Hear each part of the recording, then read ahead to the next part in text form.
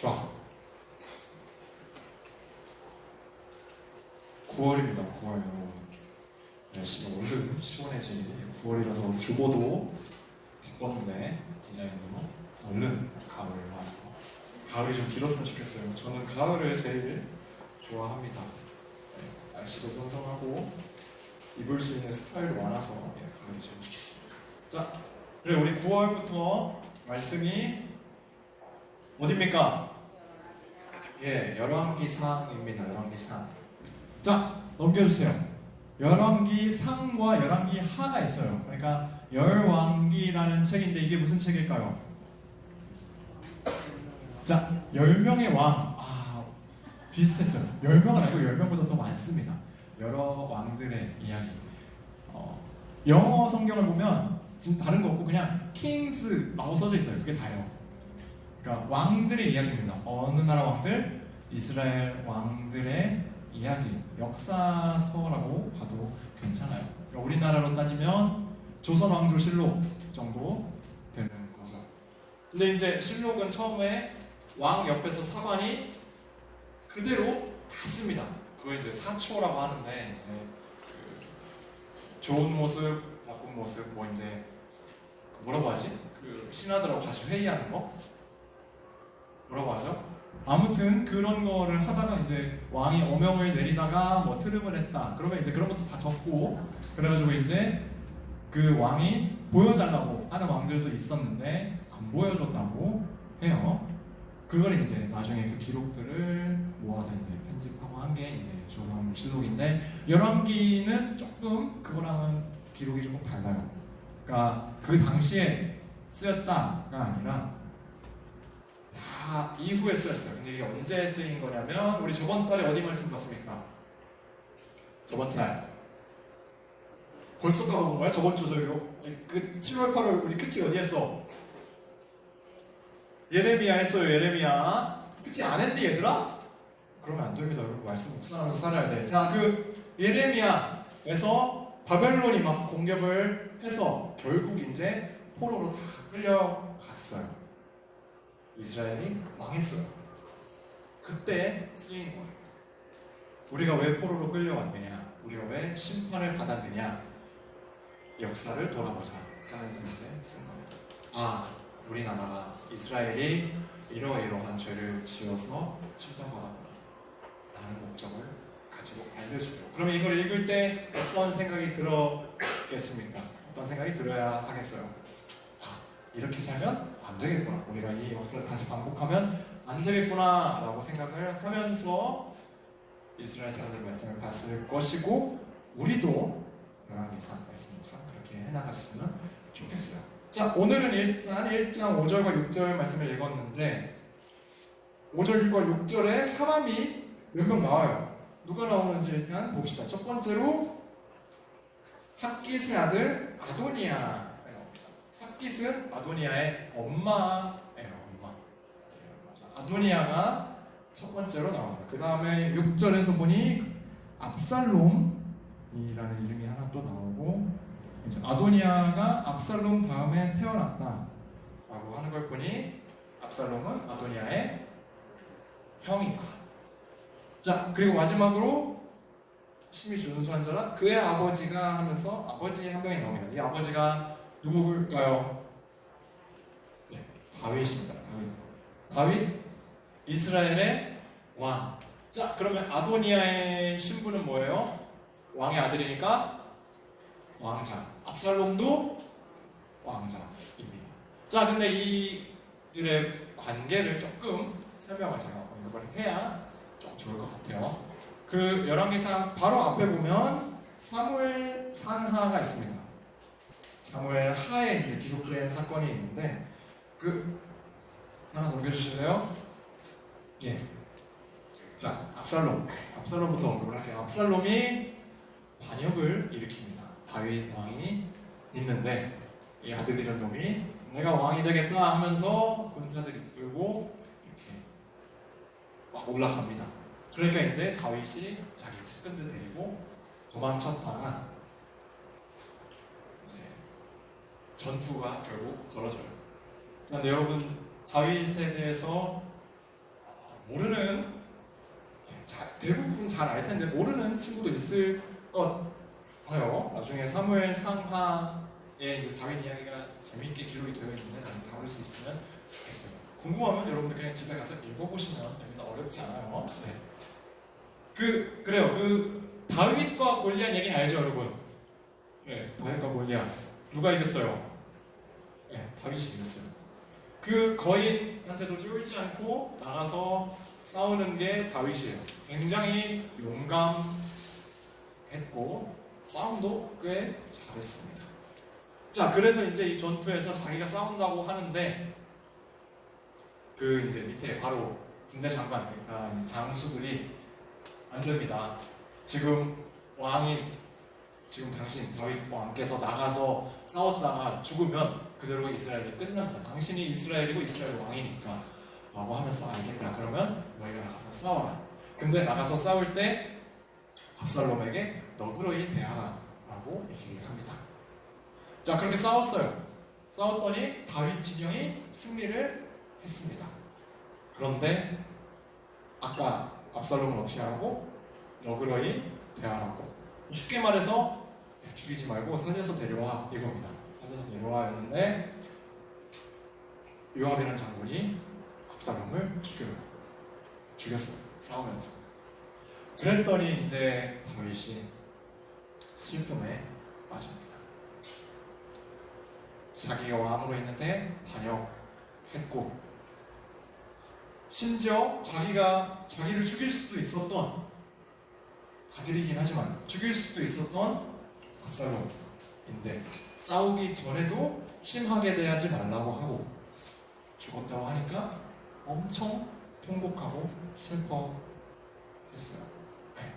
여기서 알 수 있는 거 다윗이 아들 바보다. 완전 아들 바보다. 이 모습이 아도니아한테도 나타납니다. 넘겨주세요. 네, 아도니아 이야기로 넘어가 볼게요. 6절에서 보시면 그의 아버지가라고 하면서 뭐라고 하냐면 그의 아버지가 내가 어찌하여 그리하였느냐고 하는 말로 한 번도 그를 섭섭하게 한 일이 없었더라.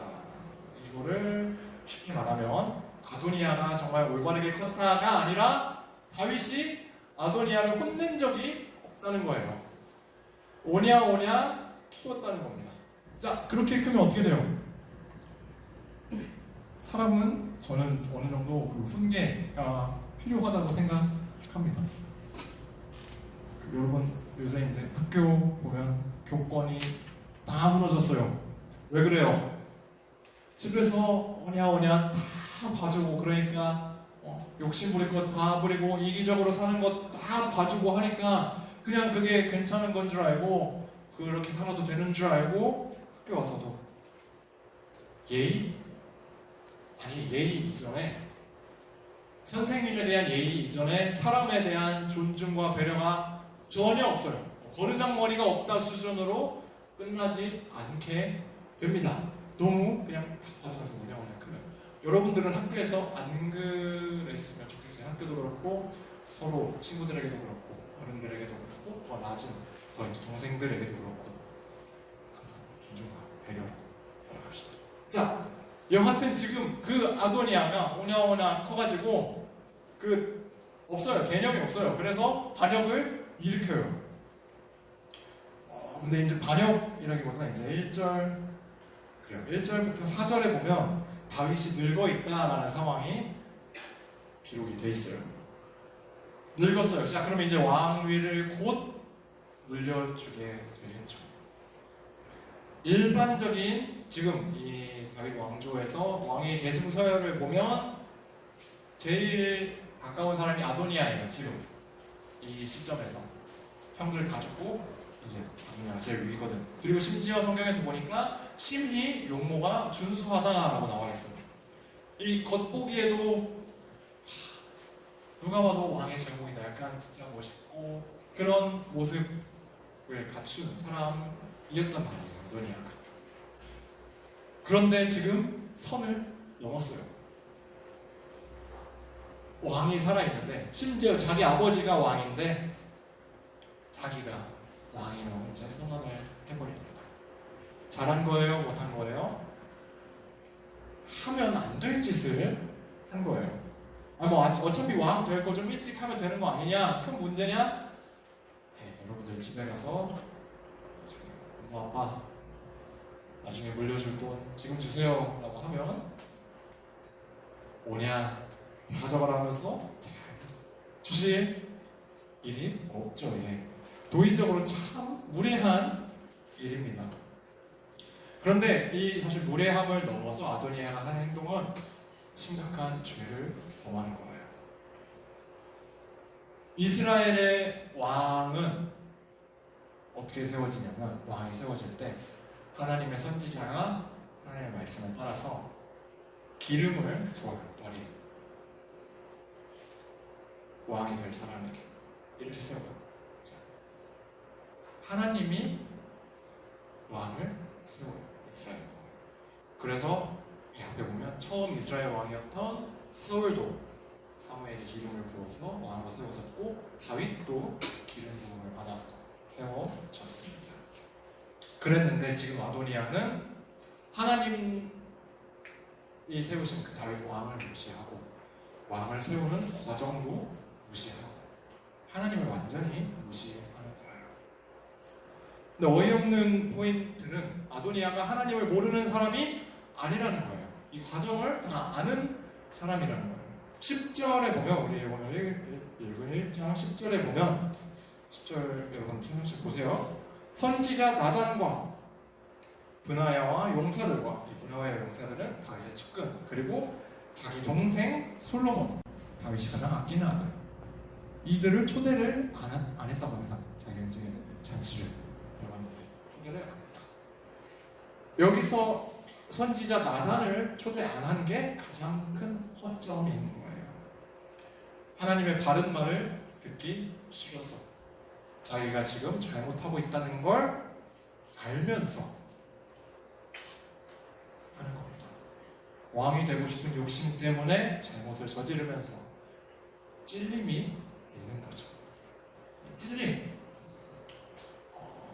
양심이라고 하면 표현하기가 편할 것 같아요.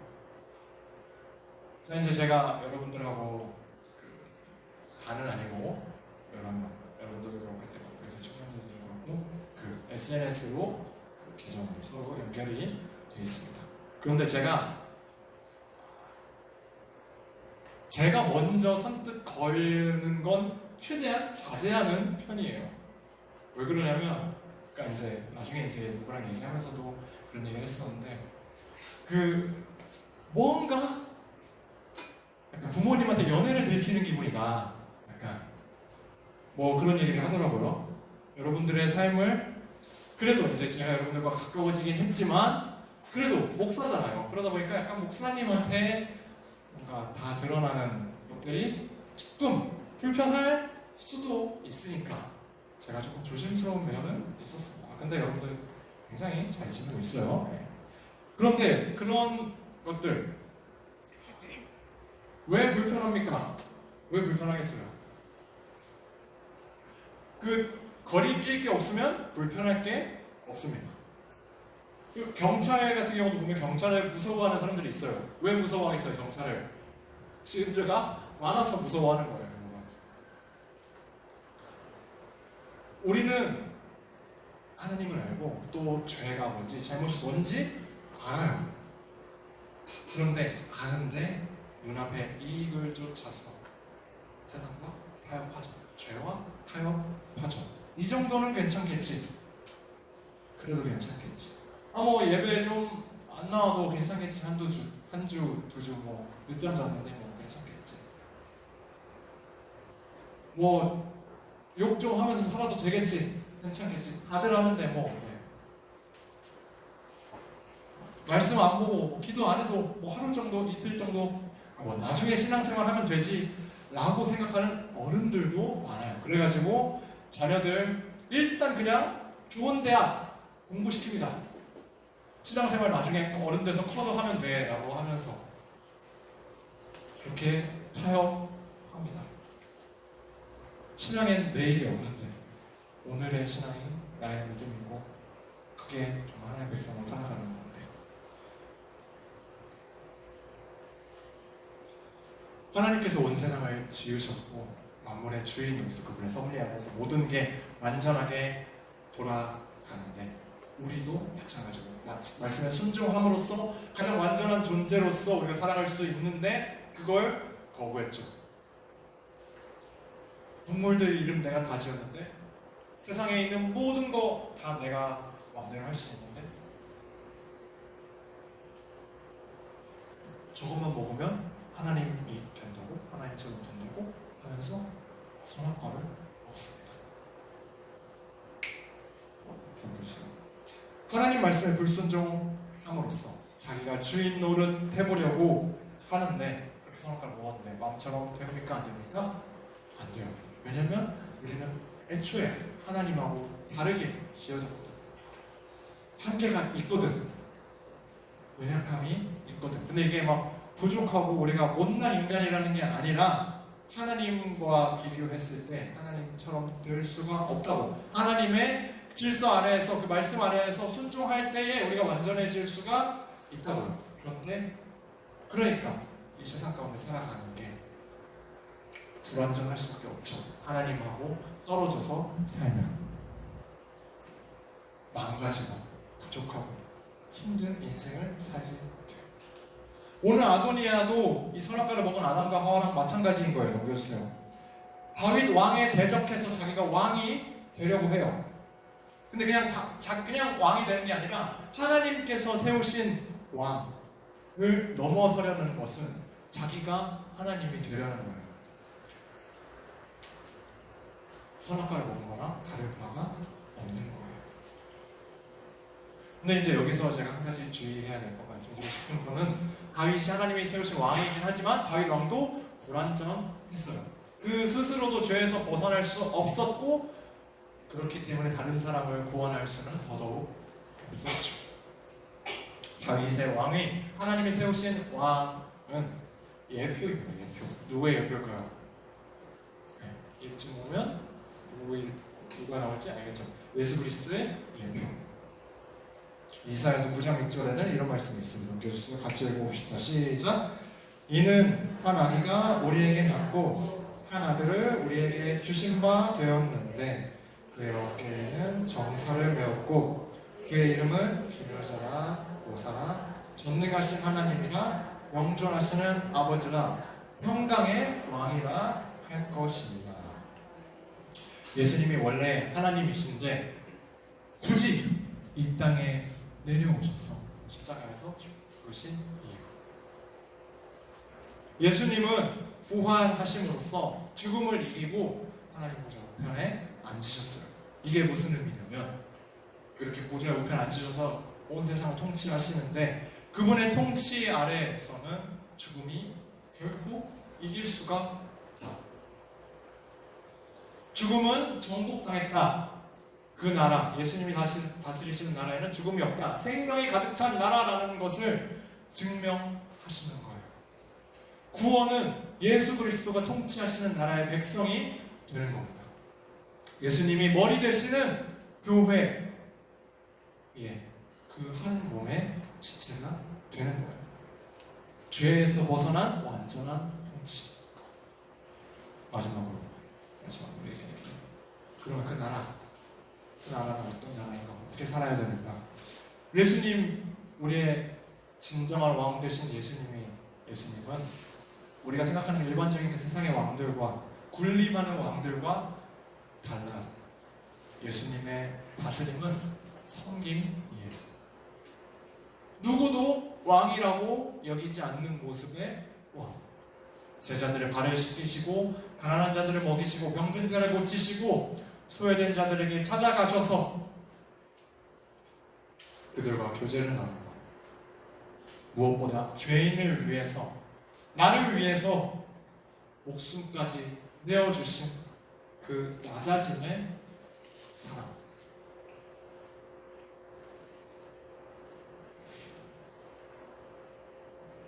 우리가 무엇보다 감사할 수 있는 것은 히브리서 12장 2절에 이런 말씀이 있어요. 넘겨주세요. 믿음의 주요 또 온전하게 하시는 이인 예수를 바라보자. 그는 그 앞에 기쁨을 위하여 십자가를 참으사 부끄러움을 개의치 아니하시더니 어떻게 됐다고요? 마지막에 하나님 보좌 우편에 앉으시느니라. 예수 그리스도의 그 낮아짐의 사랑, 희생이 우리가 따라야 할 섬김의 통치, 우리가 순종해야 할 그분의 다스림의 끝이 죽음이 아니고 손해가 아니고 부활 승리이고 기쁨이고 생명의 잔치라는 이미 증명된 결과가 우리의 희망이 됩니다. 다른 그 누구도 아닌 예수 그리스도를 바라보면서 그렇게 우리가 살아갔으면 좋겠어요. 그럼 여러분들이 되길 간절히 소망합니다. 함께 기도할게요. 하나님 아버지, 주님 품 안에서 우리가 가장 완전한 사랑을 누리고 가장 완전한 평안을 누리며 살아갈 수 있었는데, 주님, 우리가 죄 악된 마음으로 주님을 버리고 망가진 삶, 죽음의 삶, 죽음으로 더 빠져들어가는 그런 인생을 살게 되었습니다. 그러나 주님께서 우리를 사랑하셔서 정말 주님의 그 완전한 통치가 무엇인지 보여주시고 그 구원의 삶, 새 생명 얻은 삶이 우리 어떻게 살아야 하는지를 주님께서 보여주셨사오니, 아버지 하나님, 주님, 우리가 구원받은 주님의 백성으로서 주님께서 보이신 그 구원을 따라 주님의 그 사랑을 따라 살아갈 수 있게 해주시옵소서. 먼저 우리에게 주님의 사랑을 부어주시옵고 우리가 정말 그 사랑으로 가득 차서 흘러 넘치는 사랑을 세상 가운데 흘려보낼 수 있게 하여 주시옵소서. 이렇게 주님의 그 섬김의 통치 아래에서 우리 삶 가운데 기쁨을 허락하여 주시고 우리의 발걸음을 통하여서 우리의 손길을 통하여서 주님 나라의 지경이 넓어지는 놀라운 역사를 허락하여 주시옵소서. 감사드리며 예수님 이름으로 기도드렸습니다. 아멘.